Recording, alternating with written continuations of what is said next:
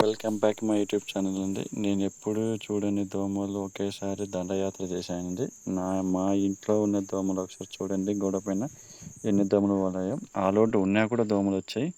ఇట్లా కాదని చెప్పి పవర్ ఆన్ చేశాను నేను. చూసారా, ఒకసారి పైకి వెళ్ళి చూద్దామను. దోమలు చూసారు ఎట్టున్నాయో. ఇంటి చుట్టుకారం దోమలు. ఈ ఎండాకాలంలో అసలు దోమలు ఎన్ని వస్తాయని ఎప్పుడు మేము ఎక్స్పెక్ట్ చేయలేదండి. ఇన్ని దోమలు అనేది 3 రోజుల నుంచి దోమలు నాన్ స్టాప్ వస్తూనే ఉన్నాయి ఇంట్లో. అసలు నిద్ర వహించలేని 6 గంటలకు మొదలు పెడితే నాన్ స్టాప్గా దోమలే దోమలు. చూసారు ఎలా తిరుగుతున్నాయి. మన ఇంట్లో ఒక దోమ ఉన్నా కూడా అసలు మనం భరాయించలేము. చెవులో గుయ్యి అంటాయి.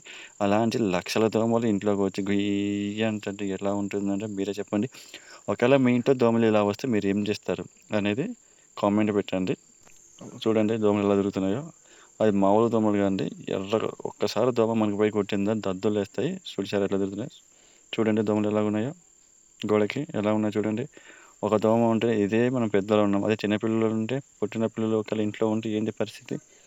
దోమలు కంపల్సరీ డెంగ్యూ, టైఫాయిడ్ కంపల్సరీ రాకుండా పోతాయి. ఇది ఏంటి మా పరిస్థితి. పల్లెటూరు వాతావరణం ఇలాగ ఉంటాయి. చెట్లు ఉంటాయి అని ఇలా ఉంటాయి ఇన్ని దోమలు. ప్రతి ఇంట్లోనే కాదు, అసలు ఎక్స్పెక్ట్ చేయాలి ఇన్ని దోమలు వస్తాయండి. ఒకటేసారి 6 గంటలకు మొదలుపెట్టి 8:30 వరకు నాన్ స్టాప్ పోయినాయి. పొగ పెట్టినా కూడా పోలేదండి. ఇన్ని దోమలు ఉన్నాయి ఇంట్లో. మరి మా ఇంట్లో దోమలు ఇలాగ ఉన్నాయండి మరి. ఓకేనా. Thank you for watching my video.